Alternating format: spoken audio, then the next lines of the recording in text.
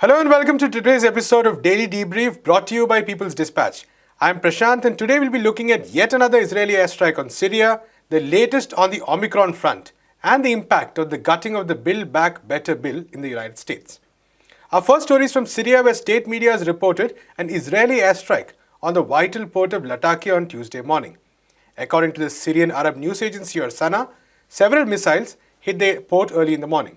This is the second attack on the port this month. Israel does not comment on such strikes usually, and a military spokesperson followed that trend, saying that they do not comment on foreign news reports. The Syrian news agency said that the strikes had caused a fire, and the containers that were hit had spare parts for cars and machines. We have with us Prabir to discuss these strikes. Prabir, over the past few years, Israel is believed to have had hundreds of strikes on Syria, and there have been, I think, over 10 in the past 2 months alone. So what exactly is Israel's game plan in Syria and with these airstrikes? Well, one part of it is clearly the tension between Iran and Israel, and the fact that Israel wants to keep the pot boiling with military strikes of different kinds and also covert action as a pressure, according to them, on Iran's nuclear plans. Right.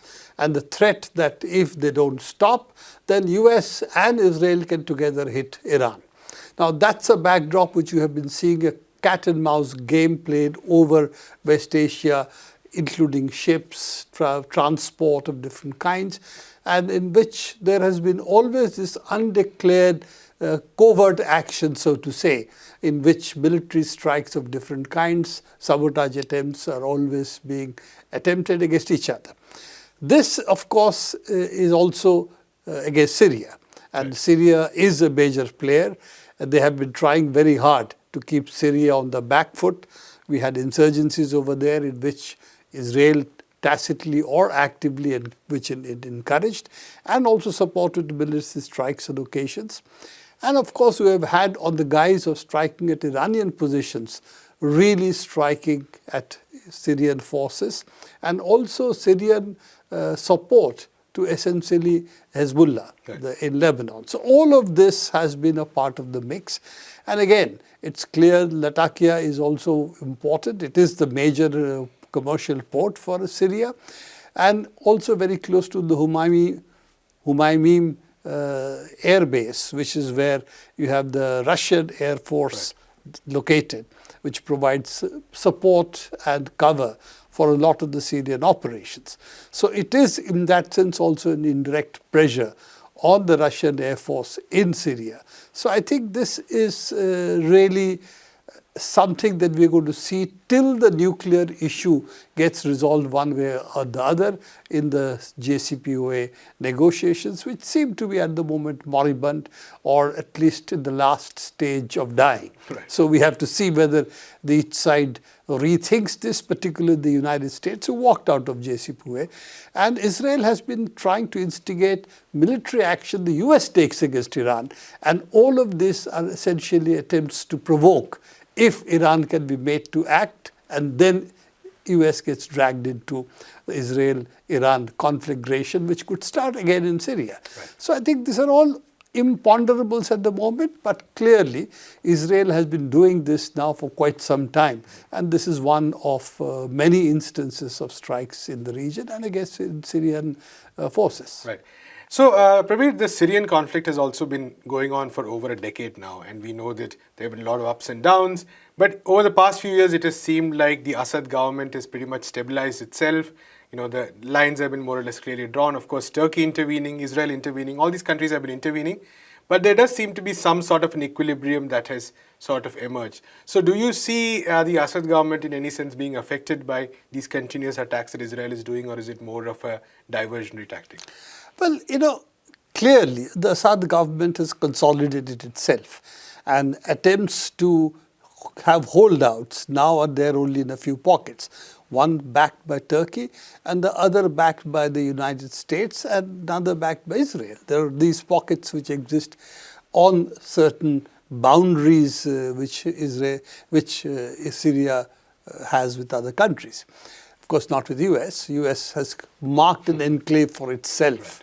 So this is the situation where Syria has actually won the internal war. Assad's government is very much today in in control of Syria. And the only major issue is still with the Turkish border and also with Turkish forces who occupy a part of Syria. And the forces it is supporting, of course, are extremely right-wing Islamist forces, and which would have been considered ISIS, Al-Qaeda affiliates, except for the part that they are attacking Syria. And therefore, they are good guys in the books of the Americans and the NATO. So thank you, Prabir. We'll come back to you for the next story as well. And our next story is on the latest from the COVID-19 scenario. On December 27th, the US recorded close to 230,000 cases and the UK close to 100,000 cases.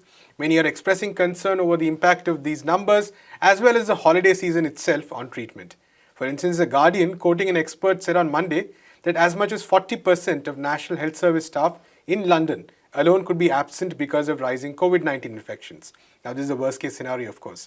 On the other hand, the declining number of cases in South Africa and even perhaps in the UK do give hope. A key question is India, which of course once again is seeing a slight rise in cases. So let's get back once again to Prabir for more. Prabir, of course the data is a bit limited, it's a bit patchy, but any quick thoughts on the emerging global trend looking at the numbers? I think we have to accept that once Omicron has started spreading, and it has spread in Africa, it started to see increased numbers, for instance, in South Asia, Southeast Asia. And of course, you have the cases in Europe, particularly European Union and the United States. So if you really see how Omicron is spreading, it's really spreading in dense urban pockets. Right. That's where it has really started to spread first. And if you look at Europe and United States, it's very clear that these are the pockets which are going up pretty rapidly. You talked about the Omicron rise in London. London is almost 80% of the UK's cases. So that is the key issue. But of course, now we will see other areas in UK also going up. The key issue here is that what its impact will be on the general population in terms of serious cases. How fast will it rise, and is it true that it will fall quite rapidly once it crests, then it starts declining quite rapidly. These are the issues which have public health implications. So if you see what we are seeing in South Africa and what perhaps we are seeing in UK, it seems that the wave is very rapid, but after that you start to see an early decline. It doesn't stay up for too long. Right. So again, these are outliers or these are really trends we need to see. The other issue that is very clearly there, that the numbers, because they are so high, of course, there is an implication for the number of people who can reach the hospitals, right, because it will become serious cases. I'm not going into the fact that the more serious cases tend to be apparently among the unvaccinated, but it also means the national health system, for instance, in UK, the hospital staff, they must be fit to be able to perform the duties. And the fact that you're saying 40% are out means they're also getting infected, and that's because, of course, it is what's called it is vaccine escape. Right. That people who are infected or have had 2 shots or even sometimes 3 shots, as we see in Israel, they still seem to show COVID-19 infections, and that's the Omicron effect, that it is capable of immune escape. So that is the issue that is there. Is it lower in intensity, less people falling seriously ill? Is it because that Omicron itself is not causing as serious an illness as the Delta variant, for example? Or is it because of the fact that people who are already vaccinated or have had infections have immunity in their bodies, right, and therefore they are able to fight off the serious cases that don't become seriously ill? Is that the reason? Jury's out on that one, that it's definitely true that those who have been vaccinated, who have earlier had COVID-19 infections, they are probably less likely to fall seriously ill. But if the numbers go up rapidly, and numbers are going up very rapidly in most parts of the world, then what is the net impact we don't know, particularly if the hospital staff fall ill and therefore are not able to cater to the large number of patients they are likely to see. We are going to get into an Omicron wave virtually in every country. I think it's just a question of matter of time, whether it is 2 weeks hence, 4 weeks hence, or 6 weeks hence. But I think this is a wave which will go all over the world, as did the Delta wave. Absolutely. And of course, countries like the India and the US have issued emergency authorizations for vaccines, for drugs. So do you think these could probably play a role in helping counter the worst impact of the wave? You see, I don't think vaccines will immediately have a major impact in reducing the numbers, at least in countries where the numbers are already going up. But it certainly will have an impact on reducing the serious cases that end up in hospitals. But as I said, it's a question of numbers. The other part that you have raised, that we have new vaccines coming out. So it's particularly countries like India, different parts of Africa. We have other vaccines also, not just the mRNA vaccines. And these are not amenable. They're not that, they don't need to be maintained at a very low temperature, which is what the mRNA vaccines had to be. Particularly if you take the Moderna and Pfizer vaccines, they have to be maintained at very low temperatures, which is difficult for essentially poor countries. So therefore, the new vaccines coming out is certainly a positive sign. And India has also instituted emergency use for such another set of vaccines, and they probably get into the booster doses. Coming back to the emergency use for antivirals, yes, there are two sets of antivirals which are available, one from Pfizer, one from Merck. And we have to see how much they can how much they can help by keeping the seriousness of the cases under control. And both of them have the antiviral, so they have this effect.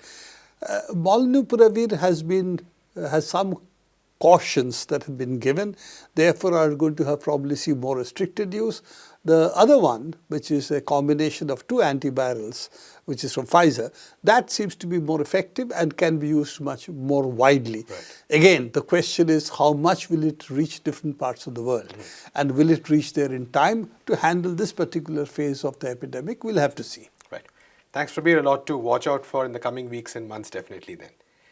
And finally, a few days ago, West Virginia Senator Joe Manchin announced that he would not support US President Joe Biden's $1.75 trillion Build Back Better plan. We had discussed some of the key ways in which this would impact the people of the United States.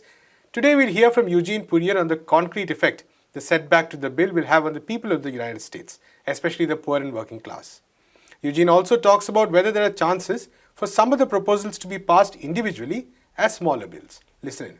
I think the at least temporary defeat, but what seems like a permanent defeat for the Build Back Better agenda is going to have a huge impact on working families. First and foremost, this means that there is not going to be an extension of the child tax credit, which has given hundreds of dollars for a number of months now to families that are just doing their best to make it. And it also means that moving forward, a number of critical proposals will not be seen in terms of Medicare, for instance, which is the healthcare system for older Americans, and in many ways is one of the better forms of healthcare that is affordable for people in this country.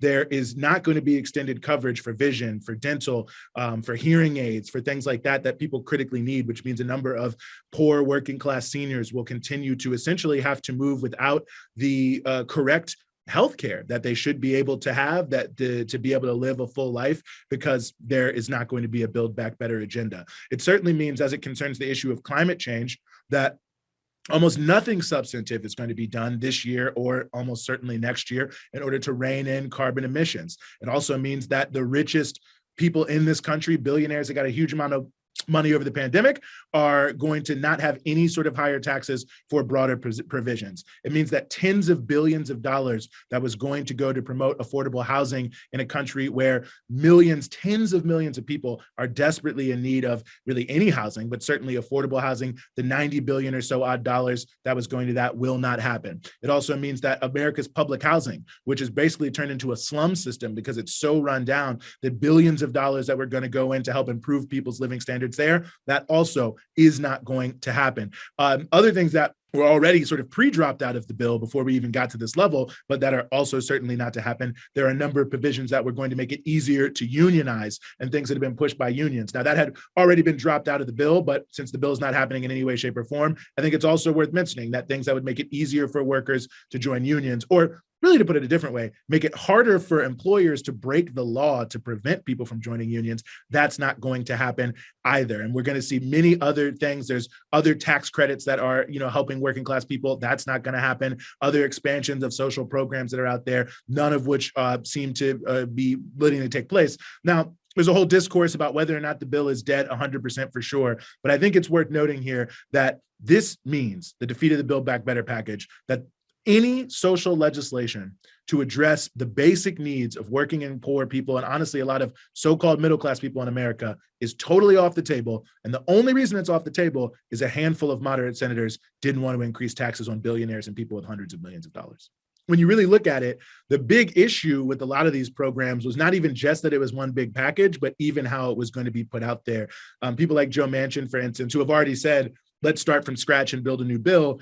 They have very different views in terms of means testing and other things from on social programs that other people don't want to see. There's a lot, each sort of individual program, in a way, part of why nothing has happened this so far on a lot of these issues is people in Congress are so far apart, and there have been multiple proposals coming through the traditional legislative process to deal with a lot of these things as one-offs, and those have totally failed. So I think it's possible. It's an election year, so anything popular always has a chance to pass in an election year. But I think what we've seen now is that the divisions on both the individual bills and the package of the bills, and really the precondition for any of this moving forward, which is significantly higher taxes on the wealthy who pay almost no taxes in the United States right now. That seems to be a non-starter. No Republican is for it. And it looks like a significant minority of Democrats also want to help the rich stay richer. And that underlying fact in and of itself, the inability to go after the pharmaceutical companies' sky high profits and things like that, really make it seem to me that even if there was some desire to move on some of this, how to even raise the money to do it